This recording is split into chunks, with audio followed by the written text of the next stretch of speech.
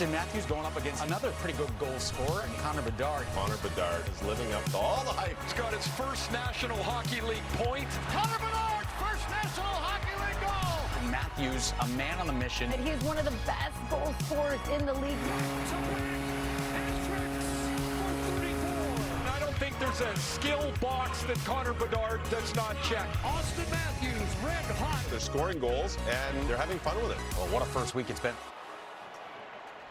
Welcome to the excitement of On the Fly. Tony Luffman, Mike Johnson, and two of the best storylines in this early part of the NHL season go head-to-head in Toronto. We had a lot to look forward to. Well, there's a lot of hype leading into the season for both these players. Austin Matthews, of course, back-to-back hat tricks. No one has ever had 3 hat tricks to start the season in a row. Connor Bedard, could he possibly live up to the amount of hype heading into the year? Somehow he has surpassed it, and he's on a whirlwind tour. Pittsburgh opening night, Sidney Crosby, 100th anniversary game, Boston, Montreal for Hockey Night in Canada, then into Toronto as well. It's been a lot for him and the Blackhawks to deal with, but they still have energy, they're still playing well, and we're expecting both things from both these guys in this game. Let's get to the highlights. Blackhawks, Leafs in Toronto. Matthews versus Bedard here at Scotiabank Arena. They will face off against each other. Luke Richardson has put the Bedard line out first. Of course, the Leafs counter with whoever they want. They want Austin Matthews against Bedard. And it's Taylor Hall pumped, but he heads in along with Bedard and drops it off. Donato stopped by Wall. Dangerous attack to Taylor Hall. Bedard was there, but they took the pass away from Hall. Here's a centering pass for Matthews, knocked away. And now Bedard trying to pull away. Nice burst. Connor Bedard in. Forehand and a big stop by Wall. A rebound in front. And it missed Hall. What a dangerous dash for 98. Wow, what a great first look of Connor Bedard and just the things that he can do. Here's Seth Jones. Pass tipped, but Kachuk's got it. Flipped for Entwistle. Kachuk. Athanasiou saved by Bull. Great rush for the Hawks. Entwistle. He scores! Mackenzie Entwistle lights the lamp for the Hawks. Neat little wrist shot there by Mackenzie Entwistle. The Leafs give up the first goal for the third consecutive game. Great move. Nylander's in to the middle. Drops. Tavares scores. It's a beauty for John Tavares on the Nylander setup. Well, Tavares gets the end result, but how about Nylander again? It just, his confidence has been brewing right through training camp, through the exhibition games. It's just a great move at the line that turns Murphy around. Now a little drop pass and just a perfect setup. Classic. Saucers one. It's Corey Perry on Wall. He scores! Corey Perry's first as a Blackhawk. But what a pass by Vlasic. I mean, a beautiful heel-to-toe saucer pass. Right on the tape, low to the stick side, and Corey Perry says, thanks for coming. Wow, what a shot. Third power play of the night for Chicago. Hawks have a chance to seize control of this game. Now Tyler Johnson, Athanasiou over the line. For Tyler Johnson, he scores! That's a power play goal, and the Hawks are up 3-1. Came into this game 0 for 14, but getting a lot of chances. Just under 4 remaining, a pulled goaltender. Nylander serves it up. Tavares denied off the post. But look at that save. The first one, the second one. The left pad. Whoa, he's been brilliant. Tavares trying to kick it to Matthews. Unsuccessful. Centered again. And Tyler Johnson finds it. Can't clear. Nylander scores. 6.2 left. I think that hit Matthews in front. Matthews points at Marner, but watch this quick turnaround by Nylander. Oh, yeah, for sure. Hits off his body. That could be number 7. Good, we got another review this one now. Yes, that he is going to be offside. The play was deemed to be offside. Therefore, there is no goal.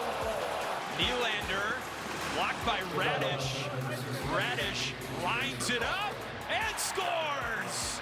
Taylor Radish, the empty net goal to finally put this one out of reach. Dagger. The Blackhawks stunned the Leafs on Monday to hand Toronto their first loss of the season. Corey Perry scored his first in a Blackhawks sweater, while Tyler Johnson also found the back of the net for his third goal in 4 games this season. Let's hear from Corey Perry after the game. everybody says, we are young on paper, but there's a lot of heart, there's a lot of belief in that room, and I think we're starting to get better. We got better in the third period in Montreal, and we got better, a little bit better tonight. There's still a lot of things we can work on, a lot of things to digest, but at the same time, we'll take this one. Just coming to work every day. Like I've said before, just a little sounding board for them to, if off the ice, on the ice, whatever it may be, help them work on their game. It's this league's not easy to step in at 18, 19, 20 years old. So, there's going to be ups and downs, and you just got to coach them through that. Corey Perry, 2010-11, the Hart Trophy winner. Here we are all these years later, still having an impact. You forget how great he was. He was. Hart Trophy winner. Yeah. Best player in the league that year. It's an amazing career he's had so far. And he sort of morphed into this reliable veteran mentor to younger players. And he's bounced around. He did it in Montreal. He was very good in Tampa. Now he's doing it in Chicago. And he's brought in for that reason primarily sure, he's still engaged. He's still physical. He's still chippy. That's all part of his DNA. That's never going to go away. He can still play as well. It's not like he can't play. And sure enough, he gets a big-time goal on a breakaway. Not blazing speed anymore, but he snuck in behind them, and he makes the shot to get the goal. But I think what Chicago was looking for when they went out to get Corey Perry and Foligno, it was to have players who could play still. They both can. Players who had been great players and can help transition some of the younger players in their team, most notably Connor Bedard, and just going through the ropes and what that might feel like at times. He's done a really good job of it. Not to mention, he's a point-a-game player. Yeah. I mean, he's still getting it done offensively. Really impressive game. And the fact that he's jousting with Ryan Reeves all night long, again, just inspires his teammates. This guy, he's been around forever. He's in his 30s. He's done everything he's won. And yet here he is taking on the biggest, baddest man in the NHL all game long. It's the kind of thing that teams can rally behind. It's a very good night for him in Toronto. You mentioned the veteran presence to be around Connor Bedard in this game, and you mentioned it earlier. So much hype surrounding him, and yet he's somehow been able to exceed expectations. In this game, we saw him get frustrated a little. Well, the one thing he's been able to do everywhere he's ever played at any level is score goals. And the one thing he hasn't done yet in the NHL, it's the only thing that he hasn't done yet in the NHL, is score goals. And this one right here, he rings the bar and he can't believe it. And he's getting these kind of looks that when he shoots the puck from there, that's when he expects to score, because that's where he has always scored. We all kind of conceded the idea that he'll score. He might have other issues. True. He might struggle in the face-offs. He might get bounced around a little bit. He might not be great defensively. But he'll score. His shot is elite. And yet that's the thing that he hasn't done just yet. It's not because he hasn't got good looks. It's not because he won't.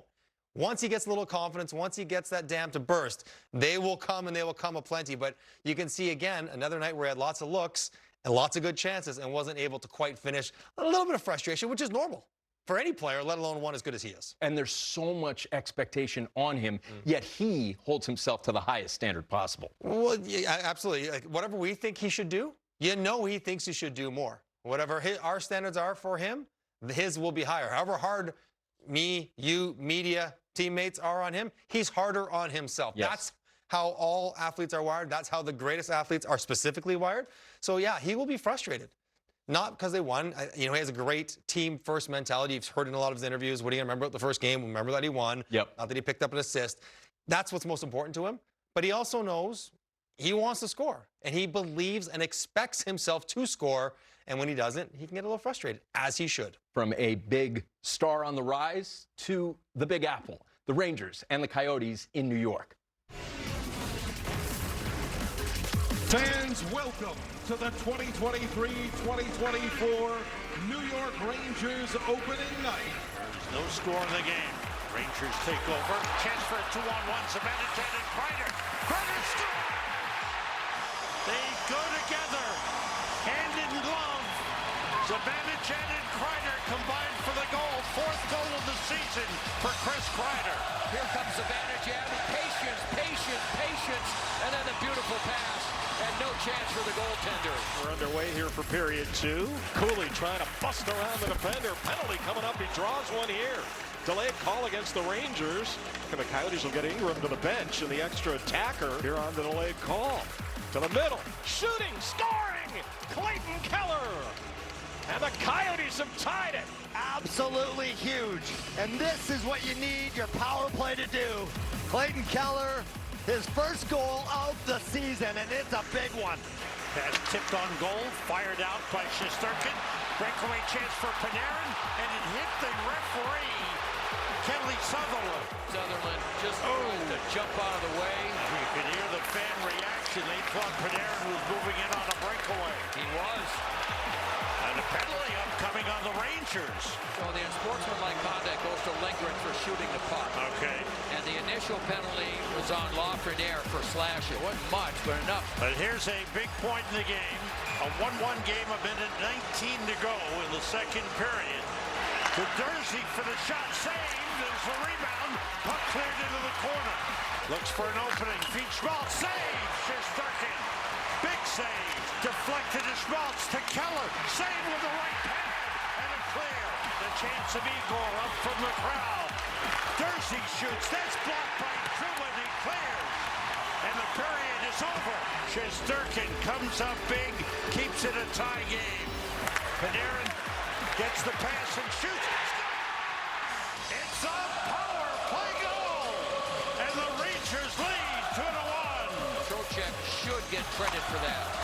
Watch, you can just see the stick. He'll reach in right there. And you can just see how it hits the blade of the stick. Kerfoot, now he'll outlet for Cooley. Over the line it goes. Zucker is in. Zucker got pulled down. Is it a penalty shot? Yes, it's got to be. No. Yes. Yes. Oh. Are you kidding me? Does it get any better than this? Under 5, a penalty shot in the Garden. Here is Zucker. Moving it on Shesterkin. Save Shesterkin. He stopped 4 for 4 penalty shots in his career. He just stands there like he's not even interested. And then he puts himself in a position to do this. And that's it. The Rangers win the home opener 2-1. Oh, Shesterkin gets right in there. Shesterkin jumps in. Hayton went after Lindgren. Igor needs to get out of there. Zibanejad is involved on one side. Oh, this is really broken out into something nasty. What a game. Yeah. A little of everything. What a game and what a finish. The Rangers hold on to get their second win of the season. Chris Kreider scored his 4th goal of the campaign. He's tallied in all 3 games for the Blue Shirts thus far, while Vincent Trocheck tallied the game winner on the power play. Let's hear from Trocheck after the game. At the first 2 periods, we could have been better. We were a little lax with the puck, making a couple bad decisions with the puck at the blue lines. But I think overall, defensively, our game's been really solid. Obviously, Shesty made some really big saves. PK was huge, big 5-on-3. And we found a way to win. That's all that really matters. We came out in the 3rd period and started to press again, started to push. And that was, for me, that was a real good sign after the second, not going the way we want, not playing as much 5-on-5 as we wanted. So obviously some big things out there. The kill 5-on-3, the penalty shot save were really important inside the game, and you know, just it was a pretty gutsy effort. Effort is a great word. The fans chanting Igor, Igor. He gave a total effort in this one. Well, usually we talk about Igor Shesterkin for the obvious reasons. One of the world's best goaltender, playing exceptionally well, leading his team to victories, and he did that. But he had a little extra to the mix in this game as well, a little extra spice to his game. So he had all aspects of it going on.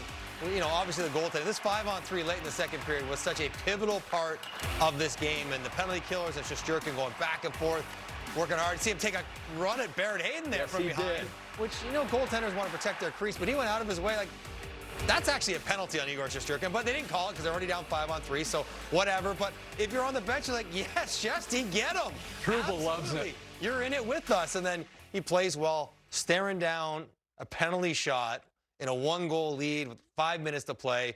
Makes it look very easy, even though it's not. And then at the end of the game as well, getting involved in a skirmish. And again, not being dragged into it, willingly getting out there, trying to get a piece of Matt Dumba. I'm with Sam Rosen. Like, I want him in net. I don't want him anywhere near that. But if you're a teammate and your best player and your goalie is out there getting involved physically, you don't ever want him to do it. But if he does, you're like, yeah, that's our boy. That's our guy. A spectacular effort, physical effort, and what was a pretty gritty, angry game between two teams who don't play each other very often. And for the New York Rangers, we always talk about if you can make it here, you can make it anywhere. The big names, there's a lot of scrutiny on them. They stepped up. Well, I mean, this is what's going to happen, especially in a tight checking, low-scoring kind of game. You need your guys that are there to make plays. And how many times over the years have we seen Kreider and Zibanejad combine, whether it's on the power play or on a 5-on-5 goal? That was Barrett Hayton being victimized in the power play. Gets going, Vinny Trocheck. That is a tremendous look at a tip. And how do you spot a puck through all those bodies? And Artemi Panarin is not shooting the puck to score there. He's shooting it so you can put a blade on it and pull it back the other way. That was on the same page. But you need your difference makers. You need your best players to come through in tight games and tight moments. The Rangers had that tonight from their goaltender on out. Picked up the win because of it. And the crowd at the Garden was jumping. We're going to step aside. Coming up, the Panthers jump out to an early lead against the Devils. Can New Jersey avoid back-to-back home losses? Highlights next.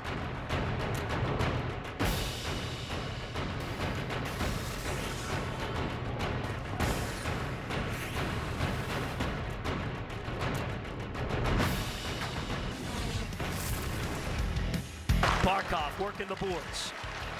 It comes free to Rodriguez in the slot, and they score!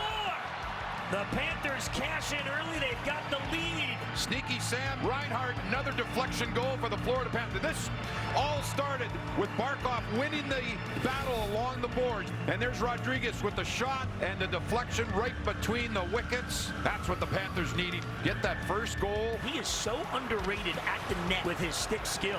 Tkachuk fires it ahead. Verhaeghe catches up to it. Backhander score! What a goal by Carter Verhaeghe!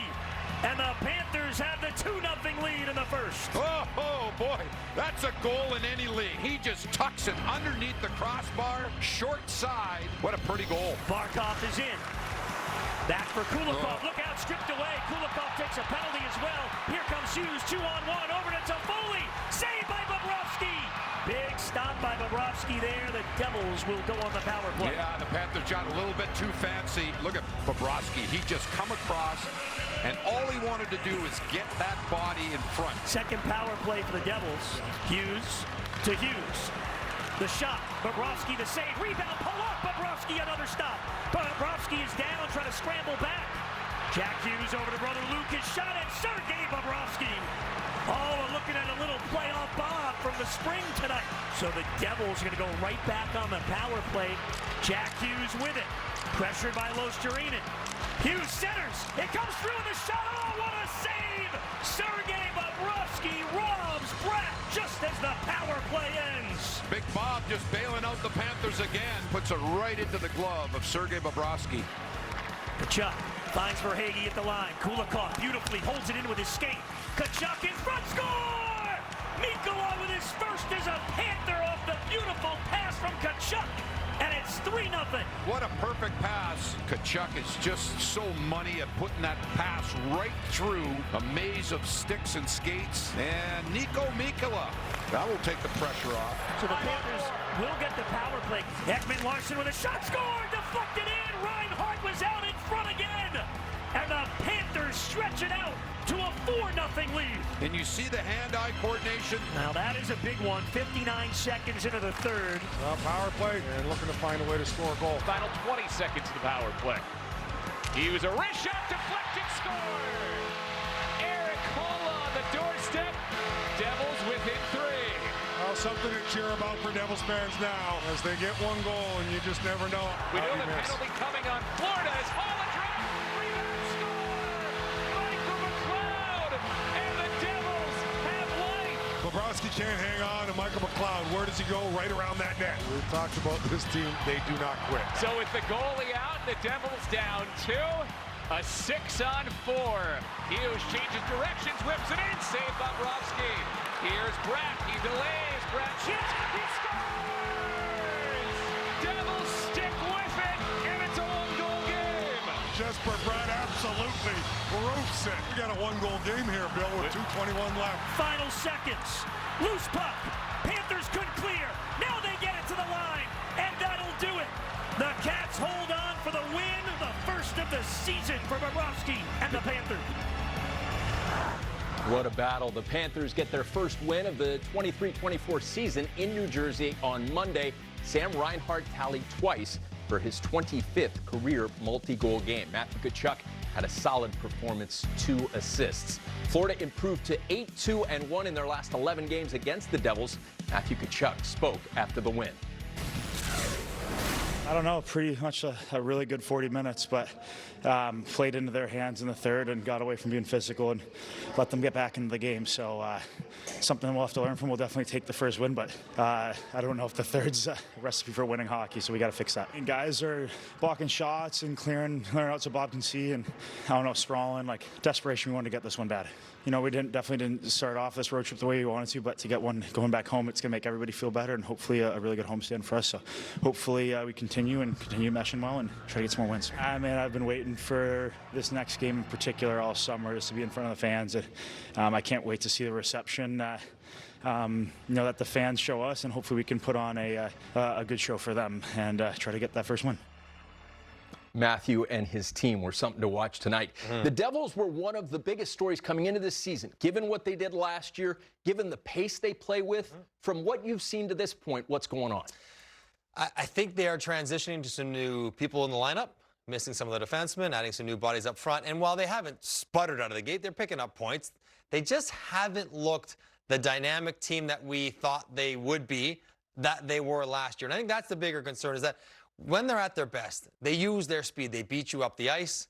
They beat you off the boards. They beat you back to the front of the net. They move the puck faster and skate faster than you can, and they generate a lot. It hasn't been consistent 60-minute games that look like that. Now, maybe you heard Matthew Tkachuk talk about the third period not being very good for Florida, was very good for New Jersey, and maybe that third period is something that they can build off of. Yes, they picked up some stuff on the 5-on-3, but that sort of avalanche, shift after shift, rolling over where it almost seems inevitable that they're going to break through because they just have so much pace to their game. That's what the third period felt like. That's what we haven't felt so far this season. So still a work in progress. You lose 2 pretty experienced defensemen. You're working guys who, Luke Hughes and Kevin Ball in there, that haven't played quite as much. It's going to be a bit of an adjustment, but maybe something in the third period to build off, because they haven't been at their best yet. They're going to get there, but they haven't been there yet. You made this point as we were looking at it. You said the insurance goal turned out to be a big deal. For Sam Reinhart, he has 2 in the game. That 4-0 goal turned out to be the game winner. He's such an underrated offensive player. You forget there's a season he goes 60 points or 70 points, or around 80 points, because he plays with other more marquee stars, I suppose. But all he does is go out there and create offense. He's got a big old paddle on his stick. I'm laughing at the tip here because he's a shoots right-handed, and this is basically how big my blade used to be. Borderline illegal. Paddle. I'm sure his isn't, but mine was.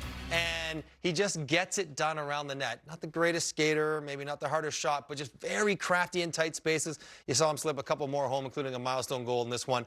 And every game that Florida plays well, every game that they pick up points, that's money in the bank without Montour and Ekblad. Yeah. And so that if they can not only survive but thrive with those guys out of the lineup, puts them in a really good spot when those guys finally get back. They earned the 2 points on this night. Now let's get you to highlights. Flames, Caps.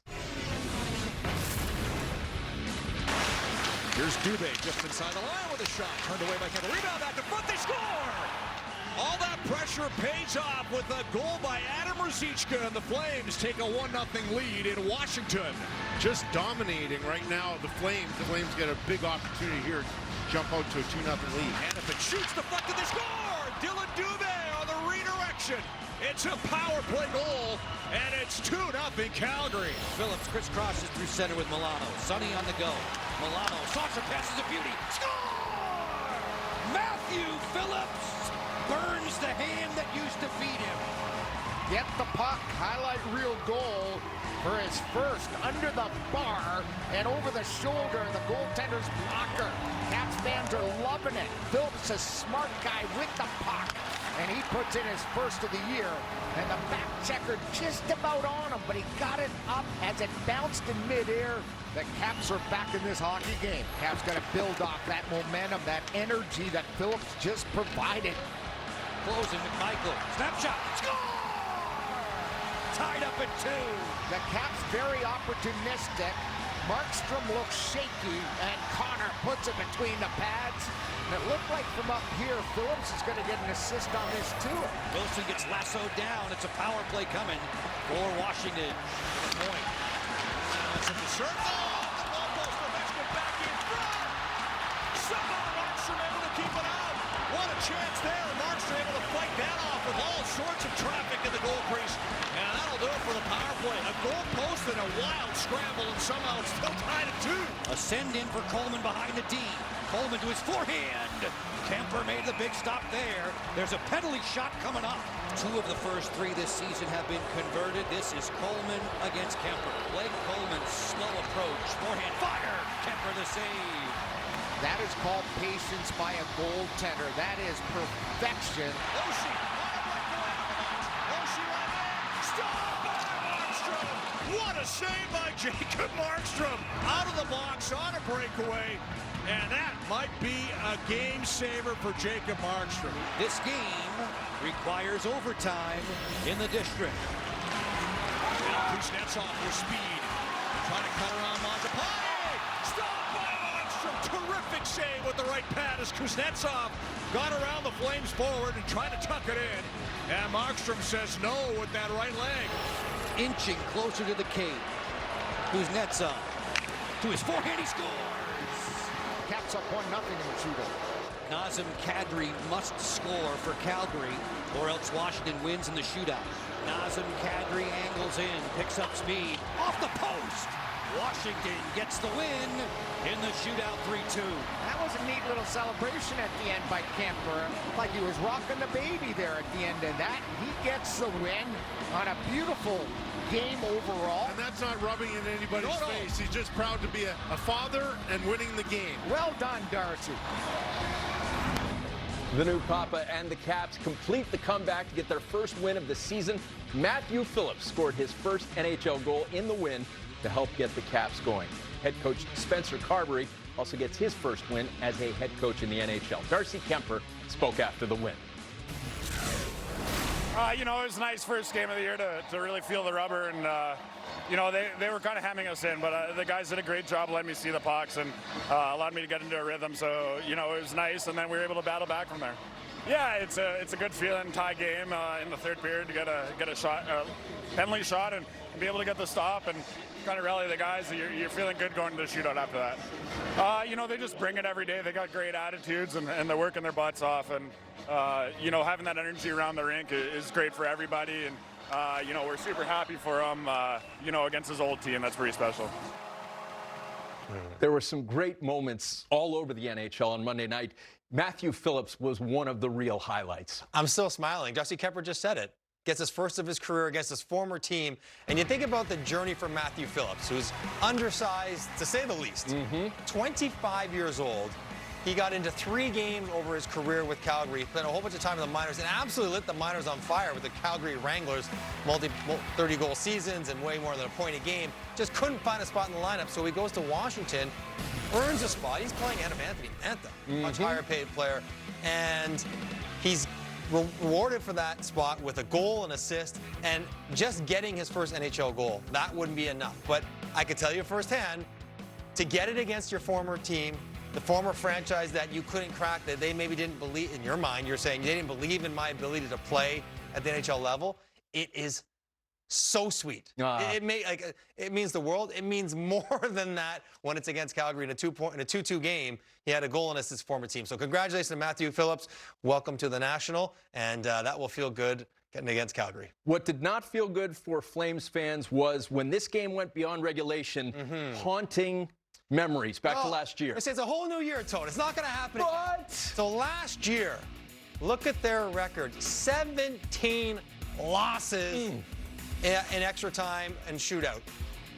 17, and they missed the playoffs just by a hair. If they were anywhere near 500, to pick up an extra win here or there, they would be in. So you start, here we go now, put a time on this one. This is a whole nother conversation. This goes nets off. Penalty shot that he goes so slow with, not violating any rules. What are you going to do? And you're like, okay, well, is it going to be different this year? Well, obviously not.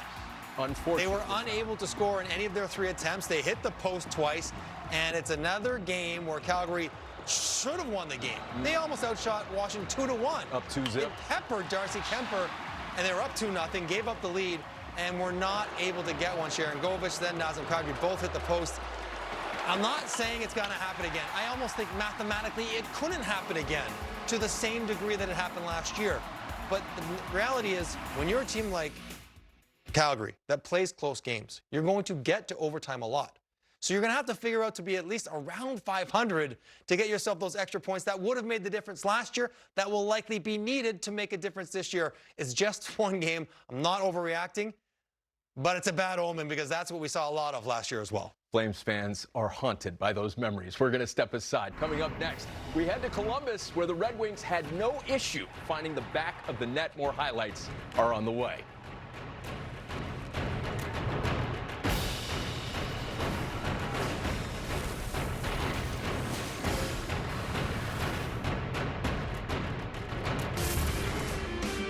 Here come the Blue Jackets in Fantilli across. And a fan-on shot there by Laine. Into the slot. Big save by Reimer. What a stop. This one, the second, I mean, you just can't tee it up any better than that. Fortunately, it was right at him. Here was Dylan Larkin. Took a stab at it. Knocked away by Martin. Back in it. What a stop on DeBrincat by Martin. Oh, my, what a save that was on Alex DeBrincat. And a bid for his fourth as a Red Wing in just his third game. Here's Veleno. Back in the high slot. Scores! Gostisbehere! His third point, first goal as a Red Wing for Shane Gostisbehere. Johnny on the spot right there. Defenseman can skate, and he just releases that puck over the pad and below that glove. Yes, centering shot. Oh, and Reimer spinning around, and it stayed out. Oh, there's a penalty. What a penalty coming up here. Delayed call against Columbus. And all that twisting and turning and all that equipment. A golden opportunity for the Blue Jackets to tie it up. Holy mackerel. I mean, they've got we don't have an official count. Red Wings have the 1-0 lead with Gostisbehere's goal, but the Blue Jackets have to be happy. Good job in the defensive zone. Ooh. Knocked away. Comper able to steal in the errant pass. Then Rasmussen fanned on it. Got it back. Scores! Rasmussen stayed with it after a Comper intercept, and it's 2-0. Well, there's a goal that came out of nowhere. Major turnover by Columbus. Not even sure how this puck ended up in the net. It's a huge second goal for Detroit and a 2-goal lead. And how about that whiff as well? That puck just follows Rasmussen all the way in. He whiffed on it. And a power play here with Jenner in the box. Right up the middle, in on goal for Larkin. He scores! And there was a penalty coming up. Yes. But Dylan Larkin has scored the goal, and the Red Wings up by 3, a power play goal. Right down the middle. The Red Wings will go back to the power play as the slash was called regardless of goal. Here's Raymond. Fires one. Rebound. Scores! Perfectly in front for Comp, and it's 4-0. Another power play goal. A nice juicy rebound. It was Lucas Raymond that took the pass. Caught the left-handed shot, and the puck bounced right on his forehand, and he's got that play.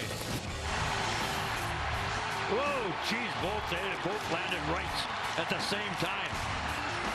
Gudbransson's not an easy task either at the other end. He's got the reach.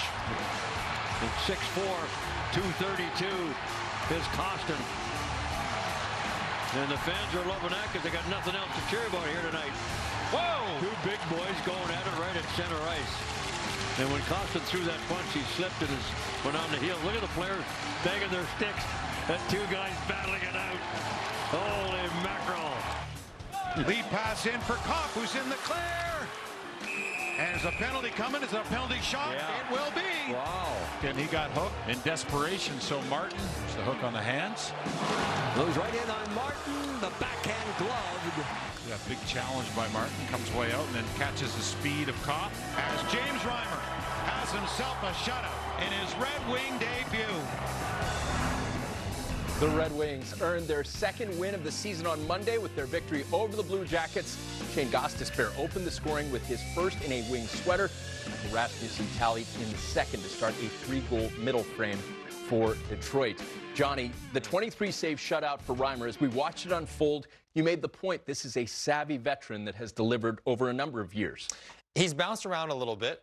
And he makes a move in the summer to Detroit, and it probably goes under the radar, not a ton of attention being made to it, but they need a reliable backup behind Ville Husso. They need a guy to play 30, 34 games that's going to give them good goaltending, give him a chance to win. He certainly did that tonight. You saw not the biggest volume, but some incredibly athletic, desperation-type saves to fulfill the shutout.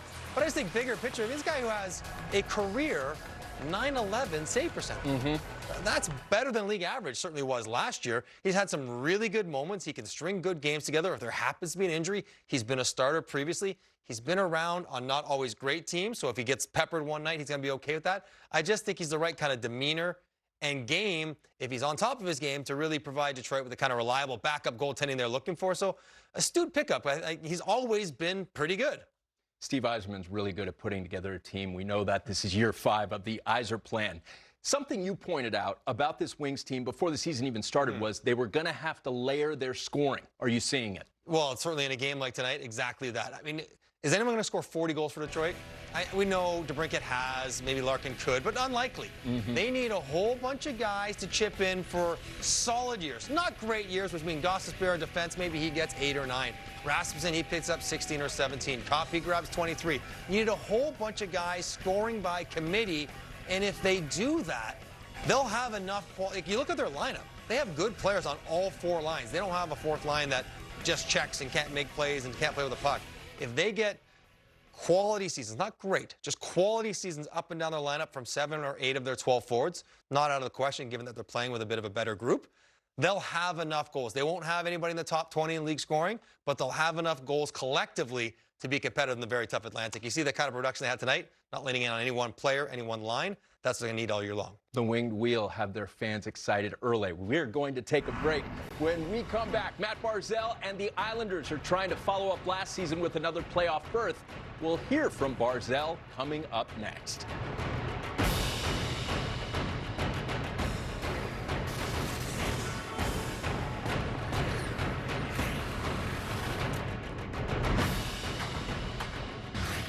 So here's the upcoming schedule for the New York Islanders, a playoff team last year. There are high hopes on the island, as always. Matt Barzal joined NHL Now on Monday. Listen. Barzy, my favorite story is talking about your first game in the NHL. So we're in Washington. Barzy's getting ready for his first game. About 30 seconds into his first shift, hooking penalty. All right. Washington's got a good power play. Slash on Ovi. Slash on Ovi. Slash on Ovi. At least you're trying to be going to get noticed, right? And what that means is we got to block Ovi's shots while you sit in the penalty box. So we kill the penalty off. The puck comes around. And this was the new year of that rule, that you got to get both feet on your ice before you step out of the penalty box and touch the puck. So he's 30 seconds into his career of ice time, steps out, touches the puck, 2 minutes. He's going back in the box. We're killing for 4 minutes straight. Yeah, it was a good start. And we get in between. Just how I drew it up, just how I dreamt about it. Oh, humble beginnings. And then he comes in between the periods. He comes in.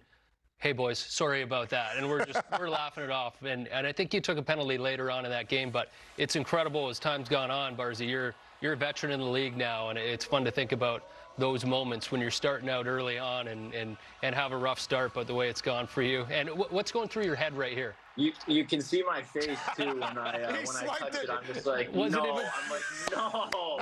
We were covering we were covering our faces on the bench right as soon as you touched that puck. I know, and it's like you don't have the locker room yet, and you're new, and 30 seconds into your first game, like guys are blocking shots for you, taking Ovi slap shots to the shin pads. I'm just like, oh god, the boys are gonna love me. Icebreaker though, right? It's an icebreaker.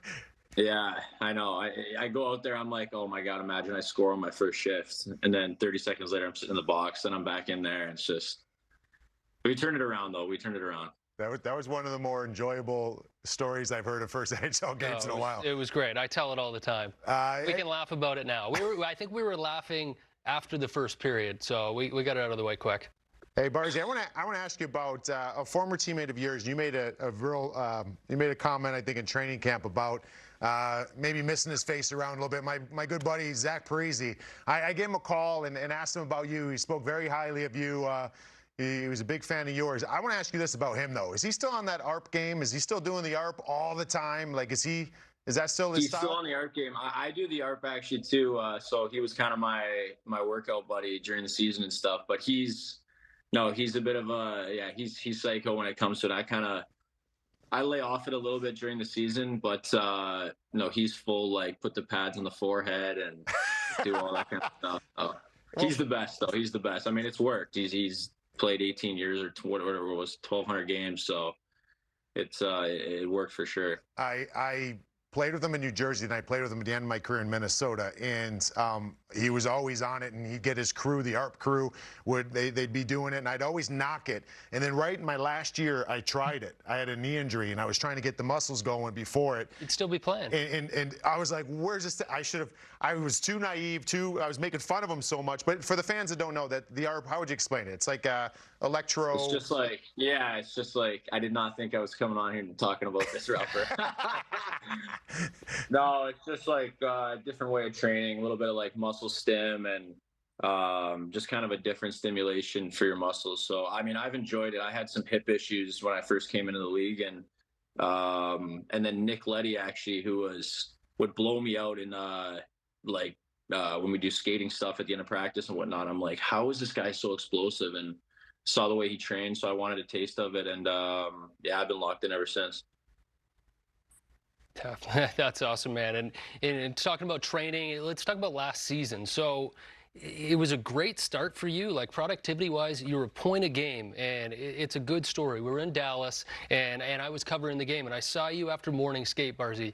You went 19 games without a goal. It was 18 or 19 games. You hadn't scored yet. Everyone was talking about it, but you were playing great. And you came up to me that morning, and you said, Hicks, I got one tonight. And you went out, you scored 2 goals in that game. You played great. You played great all the way through. But what's it like when you haven't scored for that long, and that feeling? Because I never had that as a player, and I don't think anyone at home has that feeling to know things are going to go well for me tonight. What's going through your head when you said that to me? No, I know. It was like game after game, but then I was still getting, we were still scoring, and I was getting some assists and whatnot, and then just finally in Dallas, like you can see it on my face there. I was like, oh my God, thank God it went in. Then I scored, I think, like 3 shifts later, and kind of got the ball rolling. But you get to that 13, 14 game mark, and you don't even know if you're going to get one all year. So, yeah, I mean, it was, it was a good start, like you said, and then we got a little cold, but yeah, kind of an interesting start. I was seeing stats, like, I don't think it had happened in a while where a forward had, I think 19 assists in 19 games with 0 goals. It was kind of funny. So hopefully that's not going to be the case this year. So hopefully I can get on the board here next game. That's a very likable player there, Matt Barzal. How about his game? Your thoughts on him and the Isles? What kind of a year can they have? I'm fascinated to see how Matt Barzal does, because we are all enamored with his offensive skill set. Yes. The way he skates, the way he can control pucks, zone entry, zone exit, dynamo, really can create off the rush, and was always free to be creative in where he went on the ice because he played in the middle. And the way he skates, like, why would you want him in the middle? You want him in the middle because he can go anywhere he wants. Looks like he might start the season playing a little bit on the wing with Bo Horvat. Now, wing center isn't always that structured. You can kind of take each other's spots, but probably alleviate some pressure on the faceoffs. Bo Horvat can be very good at those. Traditionally, a little bit more defensive responsibility for Horvat, the centerman, freeing up Barzal to conserve energy and also be able to get away from the bottom of the ice into the neutral a little bit quicker. But I'm just curious, as long as he doesn't feel stagnant, feels stuck, because the way his greatest asset is the way he skates, Fluid. The way he handles the puck. He's just so beautiful with it that I would hate for him to be sometimes on the wing, like you're kind of waiting and you're going in a straight line and you're waiting. You don't get to really use that sort of skating ability that he has when he plays in the middle. So that's what I'm curious to see. The Islanders are going to be a good team. They know who they are. I'm still going to be curious, like, how do they balance the desire to be a little bit more aggressive offensively, try to score more goals, while also staying true to what gets them into the playoffs? And that's defense, that's goaltending, that's goals against. And I think they tried early on last year to really turn it offensively. Didn't go quite as well as they wanted. They tightened up a little bit. They eventually played really well and got to the playoffs. Trying to find that right balance for a group that has only really known success defensively. So that's as a group. But Matt Barzal, I mean, he's great to watch, and hopefully it goes well from on the wing. And if it doesn't, he'll be back in the middle in no time. A very fun interview, too, at the All-Star game a few years back when he beat Connor McDavid in the speed skating. Everybody was shocked, except for Matt Barzal. We look at Tuesday's slate in the National Hockey League, starting with the earliest game, the Canucks and the Flyers. Coyotes coming off tonight's game, Monday night's game, taking on the Islanders on the island. And then, looky here, Kings and the Jets in Winnipeg. The story writes itself. 8 o'clock Eastern start for the Kings. P.L. Dubois heading back to Winnipeg, one of his previous teams. It's a fascinating storyline, Johnny. It is. It would be a game that he certainly would have circled early. I don't know if he'll get the warmest reception. Anytime you leave a team for whatever reason, listen, if you're asking me if I'd rather live or play in LA than Winnipeg, respectfully to Winnipeg, I'm probably choosing LA. Understood. If you're asking me which team is better right now, Winnipeg or LA, I'm choosing LA. So of course it makes a lot of sense, but the fans of Winnipeg don't want to hear that. So it might be some boos out there, and he'll be fine with that. But I tell you what, watching the training camp documentary on the LA Kings, he's come across as so likable. Yes. And so much more engaging, because he was pretty private. When he left Columbus, you weren't quite sure why. He never really spoke about it. When he left Winnipeg, he didn't really talk that openly about it either. And he just seemed like a quiet guy. Well, this whole LA King documentary has just shown us a different side of him. And it appears like it's going to be a very good fit in LA. They're a good team. They haven't really got it going yet. No better time to get it going than against his former team on Tuesday night. The reigning champs have gotten it going right away. The Stanley Cup champion, Vegas Golden Knights, came bursting out of the gates. They're taking on the Dallas Stars, a clash of the Titans. What do you think? Apparently they deal with hangovers very well in Vegas. That's the message. Very witty. Yeah, you know what? It's impressive. Now, continuity of bringing back so much of the same group to the team that just won a cup has got to be part of it for sure. But you have to admire just the energy and the attention to detail that they've been able to come out and play with right away. And so many teams that go deep to the final to win a cup, they're missing players. They're missing a half dozen players because they've all been injured and having surgeries. Vegas has been blessed with pretty good health to start the season as well, so they are playing with most of their roster available to them. That goes towards it. And this will be a good game. Now, Dallas, one game? We're a week in the season. When do we get going? It's not football. We don't play one game a week, so Dallas will be ready to go energized. This is a clash of two of the best teams in the West. I mean, probably two of the top 4 teams. You put Colorado in there. You probably put Edmonton. You wouldn't say that now, but you probably put Edmonton in there. Those are the best 4 teams. Should be a good one. We're looking forward to it. It's time now for your top shelf plays of the night. Tkachuk fires it ahead. Verhaeghe catches up to it. Backhander score! What a goal by Carter Verhaeghe! And the Panthers have the 2-0 lead in the first. Oh, boy, that's a goal in any league. Chance for a 2-on-1, Zibanejad and Kreider. Kreider scores! They go together, hand in glove. Zibanejad and Kreider combined for the goal. 4th goal of the season for Chris Kreider. Phillips crisscrosses through center with Milano. Sonny on the go. Milano, saucer passes a beauty. Score! Matthew Phillips burns the hand that used to beat him.